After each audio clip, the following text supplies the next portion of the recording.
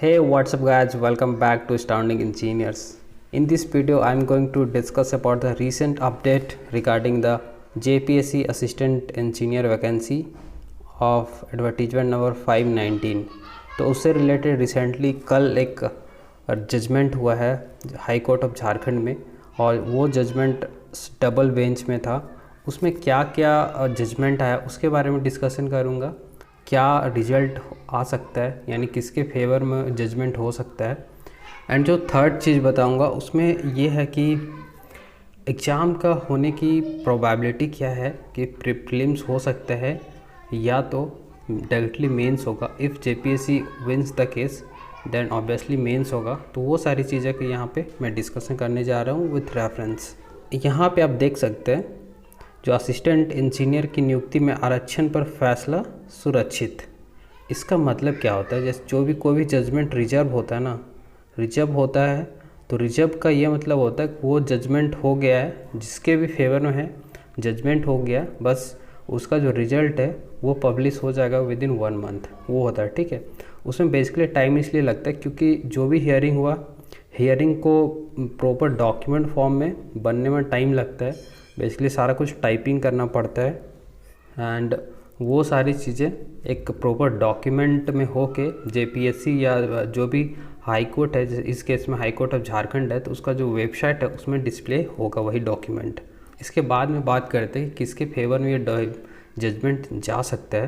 तो यहाँ पे आप देख सकते हैं जो सरकार का जो तर्क था वो आप देख सकते हैं पेपर में लिखा हुआ है। जो लिखा हुआ है कि इस मामले में सरकार की ओर से कहा गया कि जब भी कोई नया नियम बनता है तो उसे नियुक्ति प्रक्रिया में उसी प्रकार लागू किया जाता है, भले ही वह नियम लागू होने से पूर्व की रिक्तियाँ हो। इसके अलावा राज्य सरकार इसका अधिकार है कि पुराने रिक्तियों को नई रिक्तियाँ बनाकर उसमें उक्त नियम लागू किया जा सके। इन शॉर्ट इसका ये मतलब है कि सपोज कोई वैकेंसी है, वो भले ही पुराना वैकेंसी है, लेकिन उस पर सरकार का ये कहना है कि सरकार का राइट है कि उसमें कौन सा नियम बना के वो वैकेंसी को फिल कर सके, ठीक है। ऑब्वियसली इस केस में जो गवर्नमेंट है उसमें 10% का जो रिजर्वेशन है फॉर ईडब्ल्यूएस, उसके लिए यहाँ पे लागू किया था झारखंड गवर्नमेंट ने, यानी बेसिकली जेपीएससी ने। तो यहाँ पे ये तर्क है सरकार का। और फिर यहाँ पे लिखा हुआ है कि एकल पीठ ने यह कहते हुए विज्ञापन को रद्द कर दिया कि जब से नियम लागू होता है उससे पहले रिक्त पदों को लाभ नहीं दिया जा सकता जो सही नहीं है। तो ये टर्म यहाँ इम्पॉर्टेंट है, जो सही नहीं है। इसका मतलब ये जेपीएससी का तर्क है कि जो ये 21 जनवरी को जो हुआ था हियरिंग, उसमें जो भी एडवर्टीजमेंट था उसको कैंसिल कर दिया था उस बेसिस पे कि जो भी पुराना सीट है उस पर आप ईडब्ल्यूएस नहीं लगा सकते। यहाँ पे जेपीएससी ने बता रहा है कि वो गलत है। इसका मतलब हम लोग 85% बोल सकते हैं कि ये जो जजमेंट है वो जेपीएससी की तरफ आने वाला है, यानी जेपीएससी ये केस जीतने वाला है। एंड आप यदि ये फॉर्म भरें तो तैयारी करना स्टार्ट कर दीजिए, because you never know when the exam will be conducted, because it's JPSC. तो एग्ज़ाम कभी भी हो सकता है।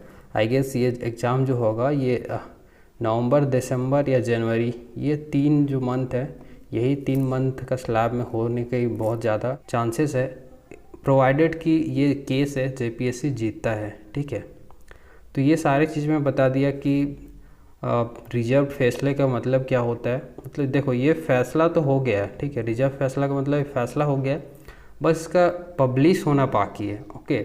अब इसका जो फर्दर हियरिंग नहीं हुआ क्योंकि सिंगल बेंच का ऑलरेडी हो चुका था, ये डबल बेंच में चल रहा था, तो इसका जो हियरिंग होगा वो नहीं होगा, ठीक है। फैसला हो चुका है, बस ये पब्लिश होगा। उसके बाद पता चल जाएगा कि जेपीएससी जीत रहा है केस या तो जिन्होंने केस किया था, इस केस में जो रंजीत शाह जी हैं उन्होंने केस किया था, ठीक है। Okay guys, I hope this video is useful and if you are new to this channel you can subscribe this.